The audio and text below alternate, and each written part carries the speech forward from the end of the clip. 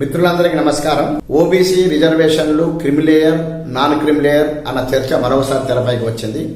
చాలా మందికి చాలా సందేహాలు ఉన్నాయి. క్రిమిలేయర్ పరిధిలోకి వస్తామా, నాన్ క్రిమిలేయర్ పరిధిలోకి వస్తామా, ఆదాయాన్ని పరిగణలోకి తీసుకుంటారా లేకపోతే స్టేటస్ని పరిగణలోకి తీసుకుంటారా, ఆదాయంలో శాలరీని పరిగణలోకి తీసుకుంటారా లేదా, ఇటువంటి అన్ని అంశాల పట్ల చాలా సందేహాలు ఉన్నాయి. ఈ వీడియోలో వాటన్నిటిని నివృత్తి చేసే ప్రయత్నం చేద్దాం.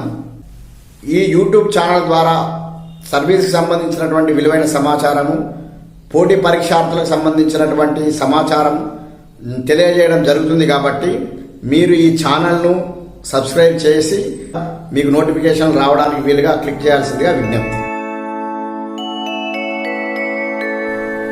కేంద్ర ప్రభుత్వము ఇటీవల నీట్ ద్వారా జరిగే వైద్య విద్యకు సంబంధించినటువంటి పరీక్షల్లో ఆల్ ఇండియా కోటాలో ఓబీసీలకు 27%, ఈడబ్ల్యూఎస్ అంటే ఎకనామికల్ వీకర్ సెక్షన్స్కు 10% రిజర్వేషన్లు కల్పించిన నేపథ్యంలో మళ్ళీ ఒకసారి ఈ ఓబీసీ క్రిమిలేయర్ నాన్ క్రిమిలేయర్ చర్చ తెరపైకి వచ్చింది. ముందుగా ఈ వీడియోలో బీసీలు అందరూ ఓబీసీలేనా, ఓబీసీలందరికీ రిజర్వేషన్ వర్తిస్తుందా, క్రిమిలేయర్ అంటే ఏమిటి, నాన్ క్రిమిలేయర్ అంటే ఏమిటి, వీటి గురించి మనం క్లుప్తంగా తెలుసుకుందాం. వీటికి సంబంధించిన గైడ్ లైన్స్ ఏమిటి. అసలు ఓబీసీ రిజర్వేషన్లు అన్నవి ఈరోజు కొత్తవి కావు.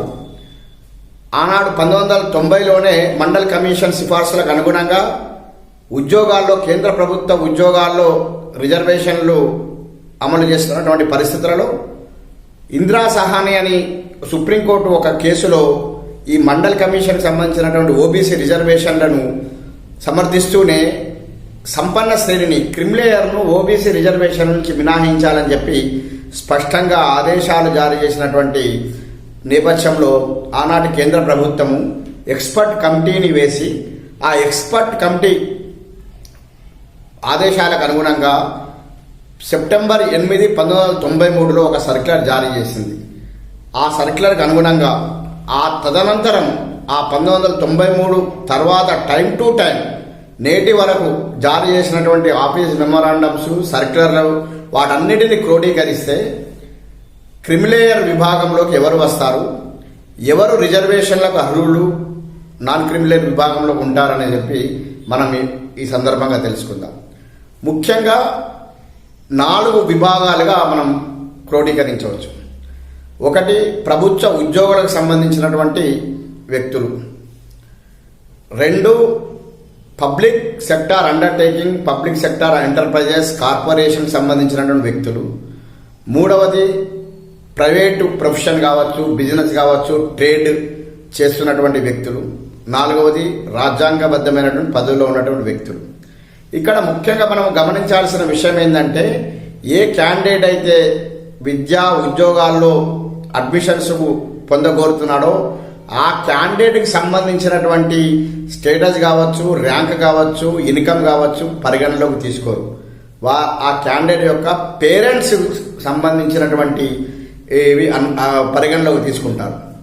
కాబట్టి ఇక్కడ ఆ పేరెంట్స్కి సంబంధించినటువంటివే ఇంపార్టెంట్.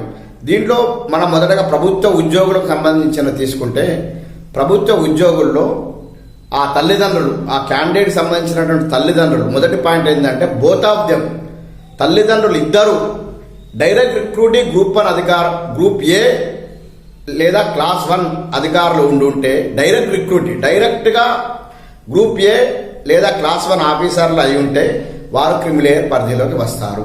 ఇది మొదటి పాయింట్. రెండవ పాయింట్, ఐదర్ ఆఫ్ దెమ్, ఆ ఇద్దరిలో ఏ ఒక్కరైనా డైరెక్ట్ రిక్రూటింగ్ గ్రూప్ ఏ లేదా క్లాస్ 1 ఆఫీసర్ అయి ఉంటే వారు కూడా, ఆ పిల్లలు క్రిమిలేయర్ పరిధిలోకి వస్తారు. మూడవ పాయింట్, బోత్ ఆఫ్ దెమ్, తల్లి మరియు తండ్రి ఇద్దరు డైరెక్ట్ రిక్రూటింగ్ గ్రూప్ బి లేదా క్లాస్ 2 ఆఫీసర్, డైరెక్ట్ రిక్రూటింగ్ ఆఫీసర్లు అయి ఉంటే ఆ పిల్లలు కూడా క్రిమిలేయర్ పరిధిలోకి వస్తారు. 4వ అంశము, ఇక్కడ ఇంకో చాలా ఇంపార్టెంట్ అంశం ఏంటంటే, 4వ అంశము తండ్రి, అంటే ఆ హస్బెండ్ ఎవరైతే ఉన్నారో తండ్రి, ఆ తండ్రి గ్రూప్ 2 డైరెక్ట్ రిక్రూటింగ్ అయినప్పటికీ 40 సంవత్సరాల లోపల గ్రూప్ ఏ ఆఫీసర్ లేదా క్లాస్ 1 ఆఫీసర్గా పదోన్నతి పొందితే ఆ పిల్లలు క్రిమిలేయర్ పరిధిలోకి వస్తారు. ఇక్కడ తండ్రిని ప్రస్తావించారు. అదే సందర్భంలో తల్లి గ్రూప్ 2 డైరెక్ట్ రిక్రూట్ అయి ఉండి కూడా 40 సంవత్సరాల లోపల group 1 or group A or class 1 ఆఫీసర్గా పదోన్నతి పొందితే వాళ్ళు క్రిమిలేయర్ పరిధిలోకి రారు, వాళ్ళు రిజర్వేషన్ అర్హులు అవుతారు. ఇక్కడ ఆ యొక్క భేదాన్ని మనం గమనించాలి. అంతేకాకుండా రిటైర్ అయిన తర్వాత ఈ కండిషన్ ఫుల్ఫిల్ చేసుకుంటూ మరి వారు రిటైర్ అయితే, లేదు రిటైర్ అయిన తర్వాత చనిపోతే మరి వాళ్ళు క్రిమిలేయర్ పరిధిలోకి వస్తారా, నాన్ క్రిమిలేయర్ పరిధిలోకి వస్తారా అంటే ఈ 4 కండిషన్స్ ఏదైతే ఉన్నాయో వాళ్ళు ఫుల్ఫిల్ చేసుకుంటూ ఉండి రిటైర్ అయిన తర్వాత వారి క్రిమిలేయర్ పరిధిలోకి వస్తారు వారి పిల్లలు. ఒకవేళ రిటైర్ అయి చనిపోయినా కూడా వారి పిల్లలు క్రిమిలేయర్ పరిధిలోకి వస్తారు. ఒకవేళ సర్వీసులో ఉండి చనిపోతే మాత్రం వారి పిల్లలు నాన్ క్రిమిలేయర్ పరిధిలోకి వస్తారు. ఇక్కడ ఆ తేడాను మనం గమనించాలి. ఇక రెండవది అంశం ఏంటంటే ప్రైవేట్ బిజినెస్ కావచ్చు, ప్రైవేట్ ప్రొఫెషన్ కావచ్చు, ట్రేడ్ కావచ్చు, ఈ చేస్తున్నటువంటి వారి పిల్లలు ఏ విధంగా క్రిమిలేయర్ పరిధిలోకి వస్తారంటే వారి యొక్క వార్షిక ఆదాయం, వారి యొక్క కంటిన్యూస్గా 3 సంవత్సరాల వార్షిక ఆదాయము 8 లక్షల పైనుండి ఉంటే, ఇప్పుడున్నటువంటి సవరించినటువంటి నిబంధనల ప్రకారము ఆదాయ పరిమితి ఏదైతే 8 లక్షలు విధించారో ఆ 8 లక్షల పైన ఉంటే వారు పిల్లలు క్రిమిలేయర్ పరిధిలోకి వస్తారు. ఇక్కడ చాలా ఇంపార్టెంట్ పాయింట్ ఏంటంటే మొదట చెప్పిన ప్రభుత్వ ఉద్యోగుల్లో కావచ్చు, ఇప్పుడు చెప్తున్నటువంటి ప్రైవేటుకి సంబంధించిన ప్రొఫెషన్ బిజినెస్ సంబంధించిన వాళ్ళు కావచ్చు, ఈ ఆదాయం ఆదాయాన్ని లెక్కించేటప్పుడు శాలరీని కానీ అగ్రికల్చర్ ఇన్కమ్ కానీ లెక్కించరు. ప్రభుత్వ ఉద్యోగులది స్టేటస్ చూస్తారు, గ్రూప్ ఏ ఆఫీసరా, గ్రూప్ బి తల్లిదండ్రులు గ్రూప్ బి ఆఫీసరా చూస్తారు కానీ శాలరీని ఎట్టి పరిస్థితుల్లో చూడరు. ఈ ప్రైవేట్ బిజినెస్లో కూడా శాలరీ అగ్రికల్చర్ ఇన్కమ్ చూడరు.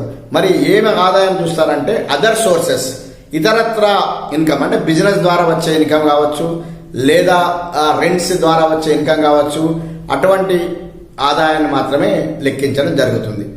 మూడవ అంశము public sector undertakings, public sector enterprises, corporations, బ్యాంకులు, ఎల్ఐసి లాంటి సంస్థలు, వీటన్నిటిలో కూడా మరి ఏ విధంగా పరిగణలోకి తీసుకుంటారంటే 2000 అంటే రీసెంట్ వరకు కూడా దానికి ఈక్వలెన్స్ అంటే స్టేట్ గవర్నమెంట్ సెంట్రల్ గవర్నమెంట్ పోస్టులకు ఈక్వలెన్స్ అనేది ఎవాల్యుయేట్ చేయలేదు. ఎవాల్యుయేట్ చేయనంత వరకు వారి యొక్క ఆదాయాన్ని ఈ 3 సంవత్సరాల ఆదాయము శాలరీ అగ్రికల్చర్ కాకుండా పరిగణలోకి తీసుకోవాలి. కానీ ఇటీవల ఈక్వలెన్స్ని కూడా చేపట్టారు కాబట్టి ఆ ఈక్వలెన్స్ అనేది వీటిలో ఈ కార్పొరేషన్లలో బోర్డు లెవెల్ ఎగ్జిక్యూటివ్ పోస్టులు కావచ్చు, మేనేజరియల్ స్థాయి పోస్టులను ఈక్వలెన్స్గా చేశారు కాబట్టి వారి పిల్లలందరూ కూడా ఈ క్రిమిలేయర్ పరిధిలోకి వస్తారు. ఇంకొక ఆప్షన్ ఏంది, రాజ్యాంగానికి సంబంధించినటువంటి పదవుల్లో ఉన్నవారు. ఈ రాజ్యాంగ పదవిలో ఎవరైతే ప్రెసిడెంట్ కావచ్చు, వైస్ ప్రెసిడెంట్, చీఫ్ మినిస్టరు, తర్వాత సర్వీస్ కమిషన్ చైర్మన్, మెంబర్లు, హైకోర్టు సుప్రీంకోర్టు న్యాయమూర్తులు, వీరందరూ కూడా ఈ పరిధిలోకి వస్తారు. వారికి సంబంధించిన పిల్లలు కూడా క్రిమిలేయర్ పరిధిలోకి వస్తారు. ఈ పరిధిలోకి రాని వారు మాత్రమే నాన్ క్రిమిలేయర్గా పరిగణించబడతారు. సంబంధిత tahsildar non creamy layer certificate, OBC non creamy layer certificate జారీ చేస్తే ఆ నాన్ క్రిమిలేయర్ సర్టిఫికెట్ ఉన్నవారు మాత్రమే ఈ సంబంధిత ఉద్యోగాలు కావచ్చు, విద్యలో కావచ్చు, ఇటీవల నిర్ణయించినటువంటి ఆల్ ఇండియా కోటాల కావచ్చు, వాటిలోని ప్రవేశానికి అర్హులవుతారు.